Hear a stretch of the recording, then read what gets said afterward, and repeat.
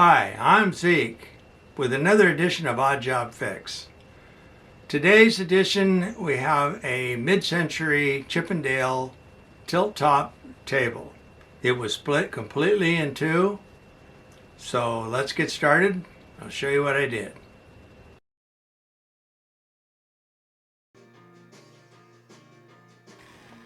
When the table broke, some dowels were left and some dowels were sheared off.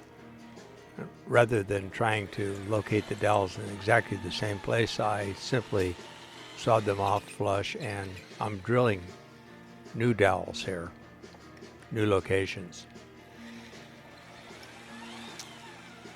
Got the tape there just to ensure the correct depth. So there's one sawed off, and these are some new ones that are driven in, either temporarily or permanently, to locate how I'm going to glue this up. Those are just 3/8 steel pins in lieu of the wood dowels. That's a dowel pin locator, and I have a little spacer behind that so it just barely protrudes. And what I'll do here is I'll close this up very gently on the existing dowels and those temporary pins. This is the last one. I've done a couple. Just kind of inching up on it there. So I'm going to grab a hand screw here and make sure that this is lined up so it's even on the top when I go ahead and glue it. And of course I still have to put that dowel in there. Just enough so it'll slip. Now I've got that big pipe, I've got that big pipe clamp there. Now watch this come together.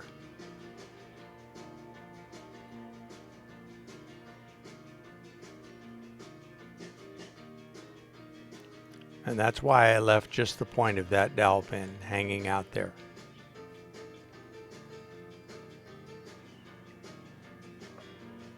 Okay, split it open. And I went ahead and doweled just as you saw in the first scene there. So this is the clamping mechanism that I used.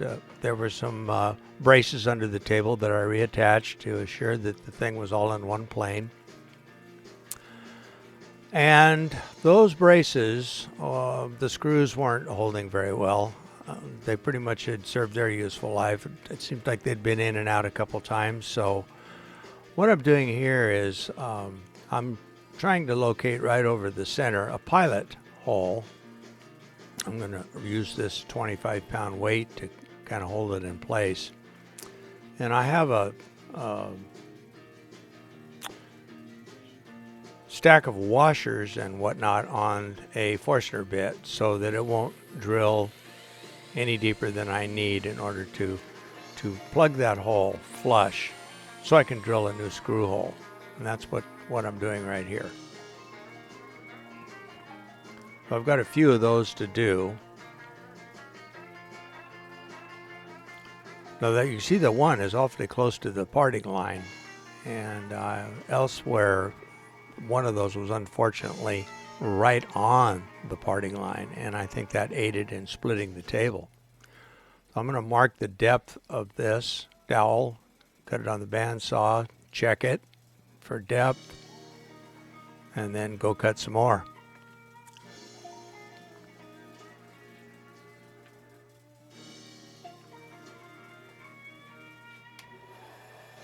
Now I've put some rare earth magnets there as a stop block at I think it was right around 1/2 inch. Now this is a dowel sizer. I've got one in there and I'm just going to drive it through with another.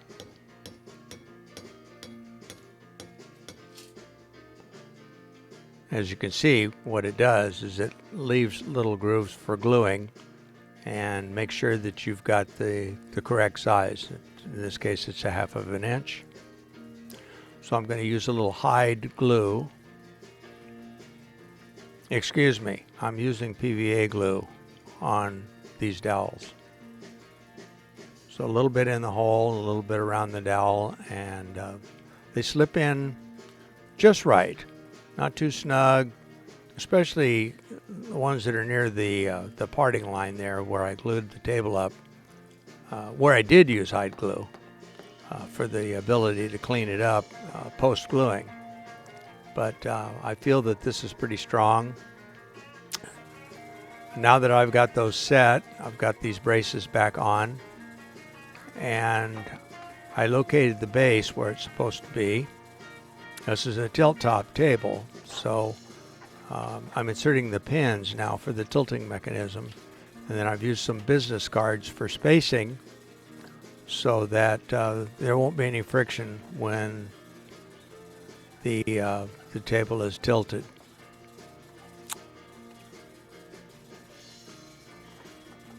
And there's some screws. New, I might add. And now I'm just locating, hopefully, what is right in the center of the existing brace holes on top of my new dowels.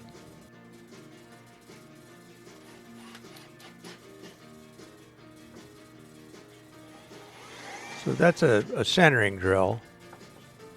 I'm using the depression from the center punch just to get a pilot hole started so that I stay within the center of each of the holes. Not necessarily in the center of the dowels, by the way. I was a little off on a couple of those.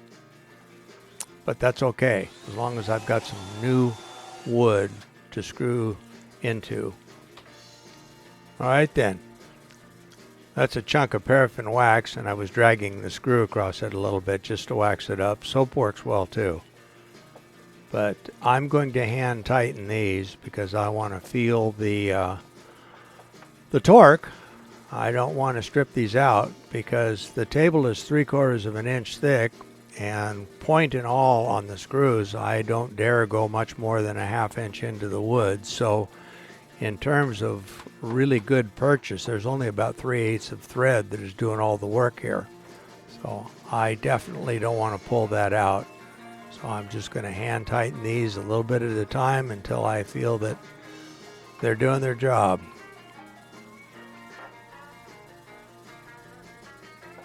I'll give it a little test run here. Well, that's clear. Put the pins in and the tilt. I haven't spent much time talking about this portion of this table project, the base. At one time, it appears to have suffered some considerable damage in this area right here. However, the repairs seem to be sufficient and it's strong, so I'm just going to leave that alone. But I did spend some time closing up the gaps here on the legs, and I'm going to show the clamps here in the next scene. But just before I did that, I removed some nails from this bottom bracket here. The one that's over here is just getting ready to be installed. It's one of several handmade nails, and I'd like to be able to date those, so I might do a little research on just exactly what I have here. But I've relocated them by redoweling the original holes so that I can help hold these legs back towards the center and keep them from splaying out. This is typical of the type of clamping arrangement I made. Of course, I could only do 2 opposing legs at a time, and then I would use this clamp to bring the leg around from whichever side it seemed to be biased from as I was pulling from the edge here. It seemed to work okay because all of the gaps are reasonably straight now.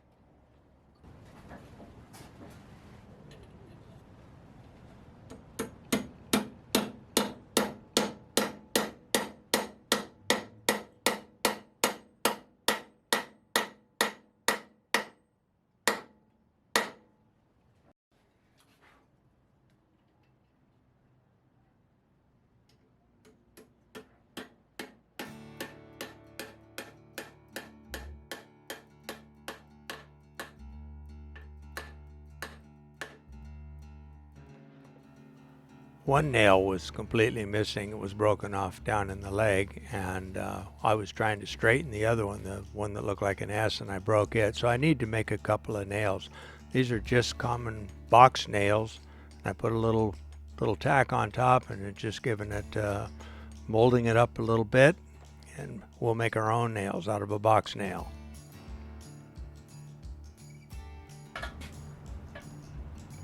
I did square them up a little bit on a bench grinder. Not that anybody will see it, but I think they hold better. Here we see the result of people putting the soles of their shoes on the shoulders of these table legs. They've just worn the finish down to nothing, especially down here at the base of the leg. So I'm taking some aniline dye powder here. I'm adding it to a little dish.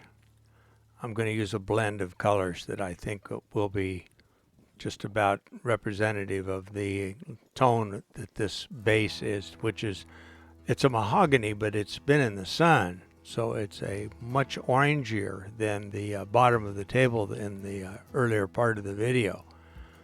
And since I don't want to restain the entire base, so I'm just going to touch up the bare spots. I've got my rubber, or my padding pad, if you will, and I'm charging it with a little bit of spotting in rubbing finish.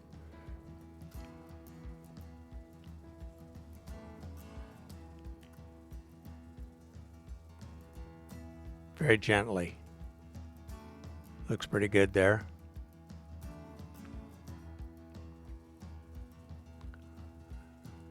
Now for the base of the leg, I'm playing pretty fast and loose here by dipping my finger right directly into the powder and then applying it to the wood and then spreading it around with the rubber. Again, the rubber has a spot padding finish and some alcohol in it, which helps dissolve the finish and work this in. And we'll just finish this up. Give it a couple of dabs.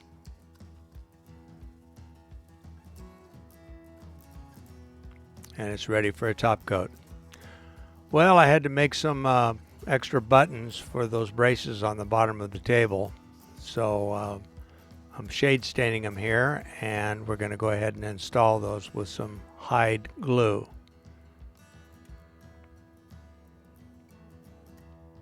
The reason I'm using hide glue is because there are screws underneath these, and they're easy to remove with a little bit of warm water should those screws need to be accessed.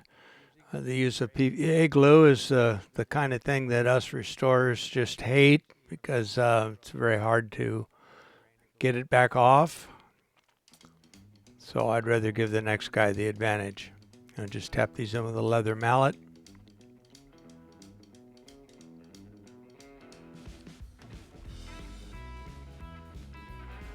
And now I'm going to wax the bottom of the table. I've got some 4/0 steel wool here. I'm going to use some circular motions. I mentioned before a brass bracket that held the table from tipping when it was in the horizontal position, and that's the area I'm working on right now.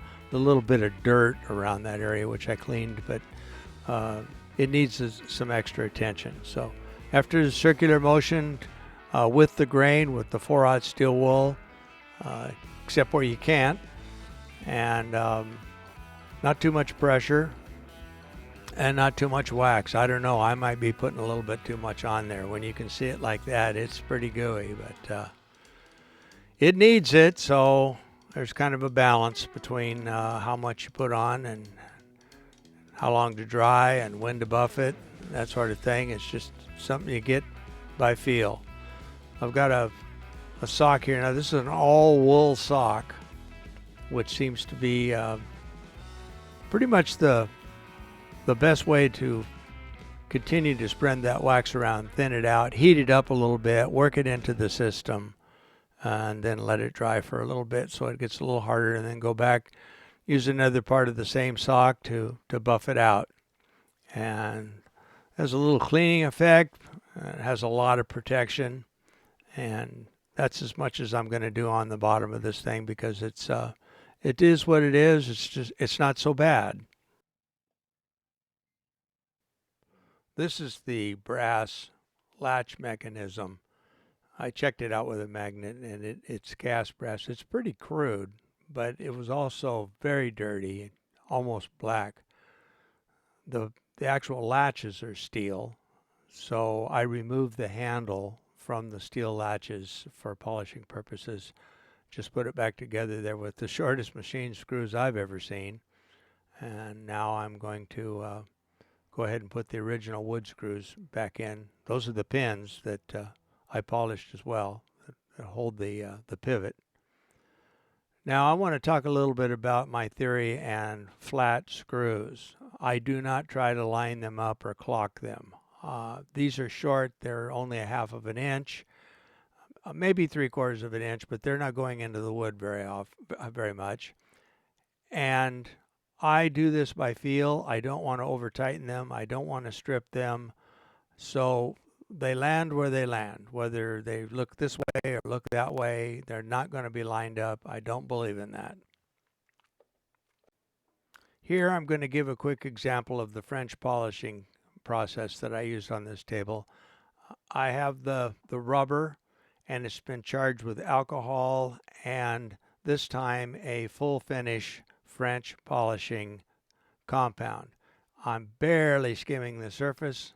I've put on about 25 coats, and this is just exactly how it was done.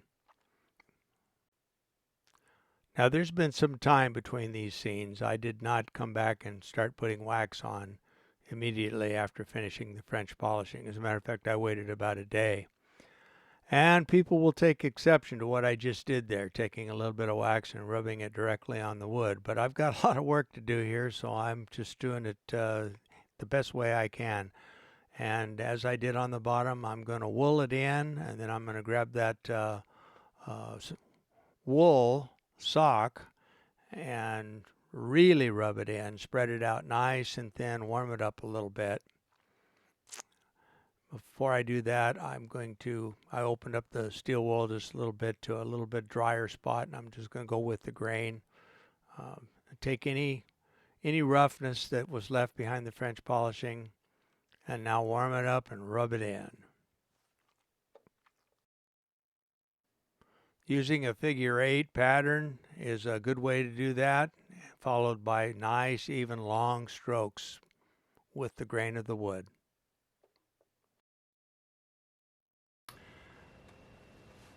Hey, thanks for watching Odd Job Fix once again. Appreciate it. If you liked what you saw, we're going to have more. Also open to suggestions. Please subscribe. Also hit the notification and leave comments. I'll try to respond to questions, and I'd love to hear what you'd like to see fixed. We do any kind of antiques and collectibles, repairs to complete restorations. Thanks again.